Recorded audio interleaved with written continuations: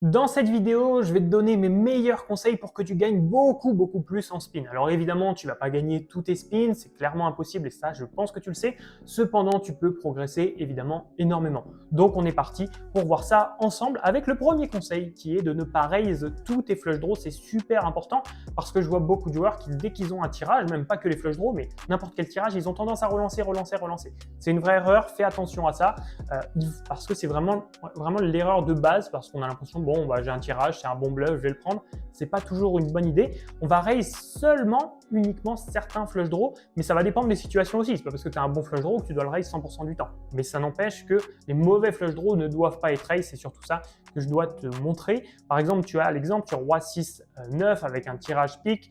Tu peux raise dame 7 évidemment parce que tu as le deuxième meilleur flush draw. Parce que sinon, c'est juste par exemple as 8 de pique qui est le deuxième, le premier meilleur flush draw, et toi avec dame 7 de pique, tu es plutôt bien. Hein. Ça, c'est super important de le comprendre. Mais par contre, avec 4 et 2 de pique, tu n'as pas un bon flush draw. Et ça serait complètement catastrophique de raise, ton adversaire parte à tapis, que tu sois obligé de call et que tu te retrouves par exemple face à dame 7 suité, justement. Et là, tu te retrouverais dans une situation catastrophique. Parce qu'au final, ton flush draw, ça serait le flush draw inférieur. Donc là, tu aurais à peine 15% d'équité, ce qui est vraiment catastrophique.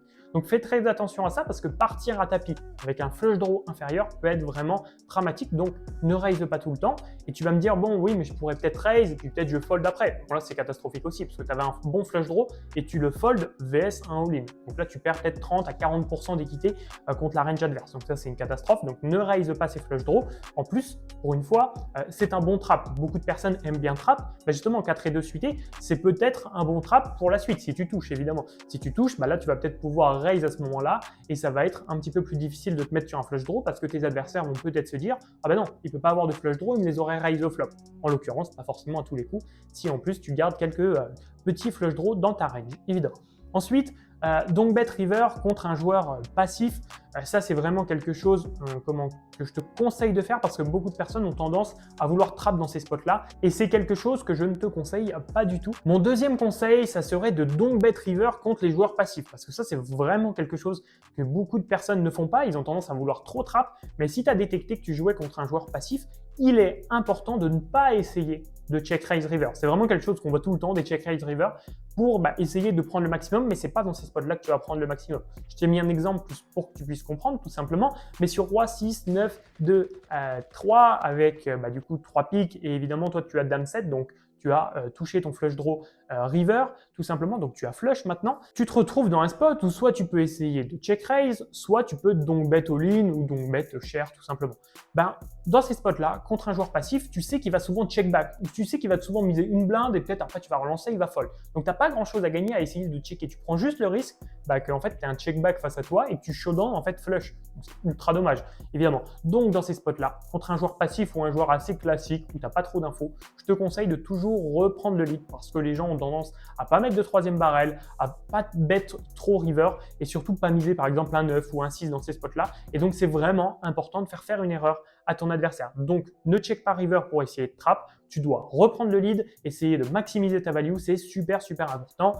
Évidemment, si tu es contre un joueur régulier ou un joueur qui a tendance à spew énormément, là dans ce cas-là, essaye de check raise plutôt, c'est important. Mais dans tous les autres cas, je te conseille vraiment de reprendre le lead, c'est super important. Et ne reprends pas le lead pas cher par exemple, parce que s'il a un 6 ou un 9, il va le call facilement, mais il ne va pas faire une erreur de call 2 blindes dans 10 avec un 6 ou un 9, évidemment. Il va faire une erreur si tu bets cher, donc c'est vraiment important d'essayer de maximiser ta value dans ce spot.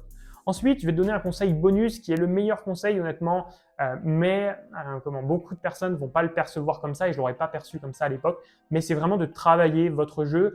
Beaucoup trop de joueurs pensent que c'est magique en fait tout simplement et qu'ils vont réussir rapidement. J'ai reçu un mail encore hier, c'est pour ça que je vous ai mis ce conseil-là aussi dans la vidéo. Parce que c'est quelque chose que j'ai reçu assez souvent, en fait, plus de 7 fois déjà depuis le début de l'année, et je tourne cette vidéo début mars. Donc vous voyez bien, l'idée c'est vraiment, j'ai eu 7 messages de ce type, et à chaque fois ça finit pareil. En 2023, j'en ai reçu peut-être une vingtaine, mais c'est vraiment un type de message que je reçois beaucoup trop souvent. J'ai commencé un challenge en spin, comme ça je vois si j'ai le niveau, et si oui, je vais bosser mon jeu. bah ça, c'est pas du tout la bonne réflexion et c'est complètement contradictoire. Hein. Vraiment, c'est une catastrophe parce que après, en plus, ce qui est marrant, c'est que, entre guillemets, marrant et pas marrant, hein, un peu triste au final, c'est que j'ai jamais de nouvelles de ces joueurs-là. Pourquoi? Parce que, en fait, ils sont partis jouer. Au début, ça se passe plutôt bien, donc ils se disent, bon, bah, je vais continuer, puis après, peut-être, je me formerai dans le futur. Mais non, ça ne peut pas fonctionner comme ça. C'est comme si tu te dis, c'est l'exemple que j'aime bien prendre, et tu dis, je vais pas essayer de coiffer ma famille, et si ça fonctionne, je vais faire un CAP coiffure. Ah non, pour deux raisons. Déjà, ça fonctionnera pas, tu vas pas devenir coiffeur du jour au lendemain. Et en plus de ça, si par miracle, mais vraiment par miracle, on va dire une fois sur 1 million, ça fonctionne, tu es un bon coiffeur, c'est inné pour toi. Bah, tu vas pas te former parce que déjà, tu sais déjà le faire. Donc tu vois, c'est complètement contradictoire et c'est vraiment important de faire attention à ça. Évidemment, je ne critique pas les gens qui disent ça, pas du tout. Le but, c'est juste de changer sa mentalité et de comprendre que sans faire quelque chose pour progresser, ça ne fonctionnera pas. Et c'est vraiment très important parce que évidemment, le poker, c'est un jeu où vraiment on a du mal, surtout quand on débute, à savoir si vraiment on a le niveau, on n'a pas le niveau. On sous-estime aussi le travail qu'il faut fournir pour réussir. Et donc, avec ça, et du coup, ça crée beaucoup de problèmes parce que ça crée des joueurs qui pensent, avec quelques games où ils ont bien run, tout simplement, ils pensent qu'ils ont le niveau. Et c'est là que c'est assez catastrophique. Donc, aussi, ce qui est important et ce qui est marrant à voir et ce qu'on voit tout le temps, c'est que les joueurs qui me disent « je joue sérieusement », c'est souvent des joueurs qui jouaient pas sérieusement tout simplement depuis des années et qui d'un coup ont eu un bon run et donc à partir de là, selon eux, c'est là qu'ils jouent sérieusement. Non, c'est juste que tu as eu un bon run et que pour l'instant, tu n'as pas tilt parce que tout se passe bien. Mais au moment où ça va mal se passer, et là, c'est là que tu vas tilt, tu vas perdre toute ta bankroll. Et vraiment, ça se passe toujours comme ça. Et aussi, ce qui est important aussi de conclure, parce que encore honnêtement, avec des vidéos YouTube, etc., vous pouvez monter jusqu'au 1, voire 2 euros, c'est limite, mais pourquoi pas, certains arriveront peut-être à monter en 2 euros. Mais ce qu'il faut se dire, c'est qu'en 2 euros, vous allez gagner 1 euro, 2 euros de l'heure. Donc pour monter jusqu'à 1000 euros, par exemple, c'est important de se rendre compte, pour monter jusqu'à 1000 euros, il faut 500 à 600, voire 1000 heures de grind à peu près pour un joueur débutant comme ça, qui s'est formé uniquement avec des vidéos YouTube et du contenu gratuit. Et donc ça, c'est vraiment important de se rendre compte que du coup, il va leur falloir à peu près 1 an pour monter à 1000 euros. Donc il faut aussi mettre ça en parallèle parce que est-ce que vous avez envie de grind 1000 heures pour gagner 1000 euros? Je ne suis pas convaincu, du moins, moi, je ne suis clairement pas prêt, en fait. C'est même pas, je l'étais pas, je le suis toujours pas, prêt à grind autant de temps pour gagner si peu, tout simplement, même si ça se passe bien. Donc, on imagine le meilleur des mondes où tu réussis, tout se passe bien, tu arrives à grind 1000 heures, que j'ai du mal à croire parce que tout le monde finit par tilt avant la plupart du temps, mais bon, on ne sait jamais, il y a toujours une personne sur 100 pour qui ça va arriver. Ces personnes-là, ça risque d'être assez dramatique. Alors oui, comme je te l'écris, c'est un conseil que seulement 1% des joueurs probablement écouteront. Mais déjà, si une seule personne sur cette vidéo écoute ce conseil, j'ai pas tout perdu parce que je me suis dit, j'ai réussi un peu à sauver quelqu'un de beaucoup de galères et c'est vraiment important. Et je pense qu'honnêtement, à l'époque, j'aurais pas du tout écouté ce conseil et je l'aurais trouvé un peu nul au final parce que tu t'attends à des conseils précis sur ton jeu, alors que la réalité, c'est que c'est celui-ci le meilleur conseil. Et si vous n'appliquez pas ce conseil, promettez-moi, comme je vous le dis à chaque fois, dans 6 mois de me faire un retour sur où vous en êtes. Vous allez voir que certainement vous aurez bien regretté de ne pas avoir appliqué ce conseil. Passons au troisième conseil qui est plus poker, là vraiment, qui est plus sur du jeu précisément, c'est de call pour information. Ça, c'est vraiment une tendance qui commence à réduire de plus en plus, mais on va essayer de l'arrêter complètement. C'est que beaucoup de joueurs continuent à justifier un call pour choper des infos. Et ça, c'est pas du tout possible parce que les informations, si vous êtes formé, si vous avez travaillé votre jeu, si vous avez des connaissances, vous les avez les informations. Vous savez ce que les joueurs ont dans ce type de spot, dans un autre type de spot, vous savez ce qu'ils peuvent avoir, vous savez s'ils bluffent pas dans les spots, etc. Donc les connaissances, vous les avez. Il n'y a pas besoin de revoir quelque chose pour essayer de prendre une info. Déjà, c'est la première chose. Deuxième chose aussi, la plupart des gens qui prennent des infos ne les notent pas. C'est dommage. Et troisième chose, c'est qu'en spin, la probabilité que vous retombiez contre un joueur que vous avez vu dans le même spot, elle est très faible. Donc de là à perdre des jetons pour potentiellement dans 2-3 mois retomber sur lui sur le même spot et que là ça vous fasse gagner de l'argent, c'est quand même assez compliqué de l'imaginer. Donc dites-vous toujours qu'un call doit être soit justifié par une cote, soit par une équité, et certainement tout le temps les deux.